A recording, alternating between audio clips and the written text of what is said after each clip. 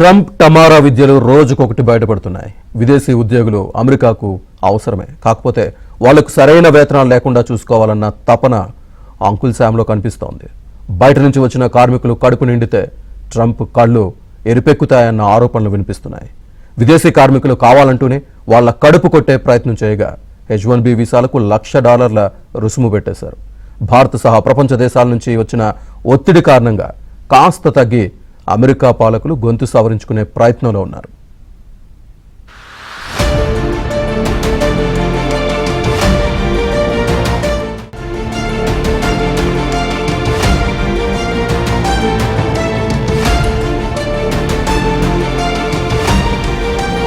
America ఒక వ్యాపార సామ్రాజ్యం. వ్యాపారమే వారికి ముఖ్యం. ప్రతి అంశాన్ని అమెరికన్ పాలకులు వ్యాపార దృక్పథంతోనే చూస్తారు. మా ఇంటికొస్తే ఏం తెస్తావు, మీ ఇంటికొస్తే ఏమిస్తావు అన్నట్లుగా అమెరికన్ పెద్దల తీరు ఉంటుంది. వాళ్ళ దేశంలో ఉద్యోగం చేయాలన్నా అక్కడికి వెళ్లాలన్నా భారీగా వీసా ఫీజులు ఉంటాయి. కావాలనే 1-2 సార్లు వీసా దరఖాస్తులను తిరస్కరించి కొంత సొమ్ము వెనకేసుకుంటారు. వారికి అదో వ్యాపారం. అత్యధిక ఆదాయం పన్ను ఉన్న దేశం కూడా అదే. విదేశీ ఉద్యోగుల దగ్గర వసూలు చేసే ఆదాయ పన్ను కూడా ఎక్కువే. వాళ్లకు నైపుణ్యం ఉన్న విదేశీ ఉద్యోగులు, కార్మికులు కావాలి. విదేశీ ఉద్యోగుల సేవలను పొందుతూనే వారికిచ్చే వేతనాలను ఏదో రూపంలో వెనక్కి తీసుకునే ప్రయత్నం చేస్తున్నారు.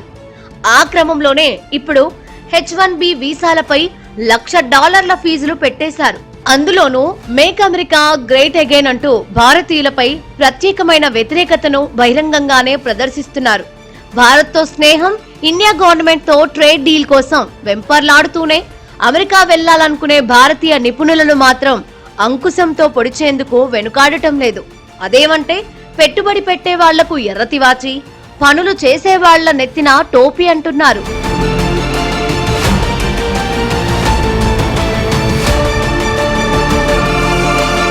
మా ఉద్యోగాలు మా వాళ్ళు అన్నది ట్రంప్ ప్రథమ ప్రాధాన్యం.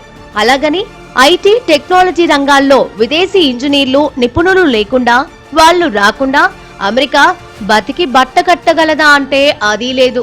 విదేశీ నిపుణులు, ముఖ్యంగా భారతీయులు అక్కడకు వెళ్లాల్సిందే. వారి సేవలను వినియోగించుకోవాల్సిందే. వాళ్లకు ఇచ్చే వేతనాలు, ఇన్సెంటివ్స్ లో మాత్రం వీలైనంత కోత విధించాల్సిందేనని అంటున్నారు. ఇప్పుడు $1,00,000 H-1B ఫీజు వసూలు చేస్తే విదేశీ ఉద్యోగులకు ఇచ్చే జీతంలో 80% కోత పడిపోతుందన్న ఆందోళన వ్యక్తమవుతోంది. ట్రంప్ వేస్తున్న పాచిక కూడా అదే అని అనిపిస్తోంది. విదేశీ ఉద్యోగుల పట్ల అమెరికా పాలకులకు ఉన్న వ్యతిరేకత, ట్రంప్ సంతకం చేసిన ఒక ఎగ్జిక్యూటివ్ ఆర్డర్ ప్రపంచవ్యాప్తంగా సంచలనమైంది. జనంలో చలనం వచ్చింది.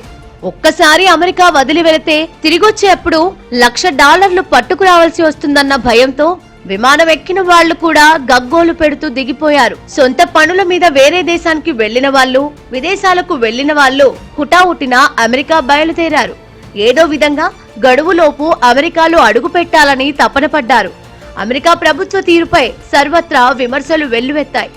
ఏడాదికి $1,00,000 అంటే దాదాపు 90 లక్షల రూపాయలు ఎలా చెల్లిస్తారన్న సూటి ప్రశ్నలు వినిపించాయి. దాంతో ట్రంప్ ప్రభుత్వం గొంతు సవరించుకొని ప్రస్తుత వీసాలకు, రెన్యువల్స్ కి తాజా ఫీజు పెంపు నిబంధన వర్తించదని వెల్లడి. $1,00,000 ఫీజు అమలవుతుందని వైట్ హౌస్ ప్రకటించింది. 2025 లాటరీ వీసాలకు సైతం పాత ఫీజులే వర్తిస్తాయని తెలిపింది. అయితే కొత్తగా H-1B వీసా దరఖాస్తు చేసుకునేవారు $1,00,000 ఫీజు జీవితకాలానికి ఒకసారి మాత్రమే చెల్లించాల్సి ఉంటుందని వివరించింది. ఇప్పటికే H-1B వీసాలు కలిగి ఉన్నవారు, ప్రస్తుతం US వెలుపల ఉన్నవారు తిరిగి ప్రవేశించడానికి ఫీజు వసూలు చేయబోమని ఇచ్చిన క్లారిఫికేషన్ ప్రకారం this is not an annual fee, it's one time fee that applies only to the petition అన్నారు. దీని అర్థం ఏంటంటే H-1B అప్లై చేసినప్పుడు ఒక్కసారి మాత్రమే, ప్రతి సంవత్సరం కట్టాల్సింది కూడా కాదు, ఒక్కసారి మాత్రమే ఈ $1,00,000 ఫీజు కట్టాలి. అది కూడా కొత్త H-1B అప్లికేషన్లకి. రెండోది, this will not those who already hold H-1B visas and are currently outside the country right now will not be charged $100,000 to re-enter. దీని అర్థం ఏంటంటే H-1B వీసా మీద విదేశాల్లో ఉన్నవాళ్ళు మళ్ళీ అమెరికాకు రావటానికి, అంటే ఆంధ్రప్రదేశ్కో తెలంగాణకో తల్లిదండ్రులను కలవటానికో ఆరోగ్యరీత్యానో ఇక్కడ ఈ అధికారిక అధ్యక్ష పదవిలో ఇచ్చిన ఉత్తర్వులు ఏవైతే ఉన్నాయో ఈ కొత్త వీసాలకు మాత్రమే అప్లై అవుతాయి, కొత్త H1B వీసాలకి. ఇప్పుడు అమెరికాలో ఉండే H1B వీసా ఉండి రెన్యువల్కి అప్లై చేసే వాళ్ళకి ఇది అప్లై అవ్వదు.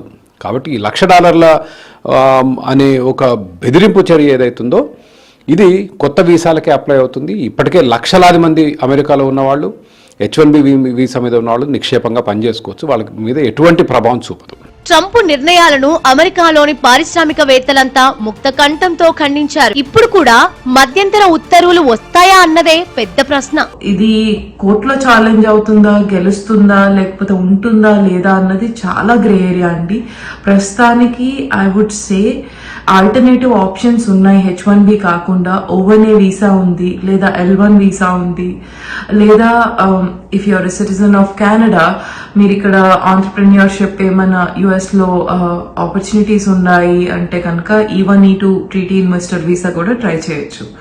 సో వీటి కోసం కొంచెం కెరియర్ని కొంచెం మోల్డ్ చేసుకున్నా లేదా వాళ్ళ స్ట్రీమ్ మార్చుకున్నా కూడా కొంచెం ఇక్కడ స్టే చేయడానికి డాలర్స్ లో ఏం చేయడానికి ఉంటుంది. దేశవ్యాప్తంగానే కాకుండా ప్రపంచవ్యాప్తంగా వ్యతిరేకత వ్యక్తమవుతున్న తరుణంలో ట్రంప్ ఏం చేస్తారో చూడాలి.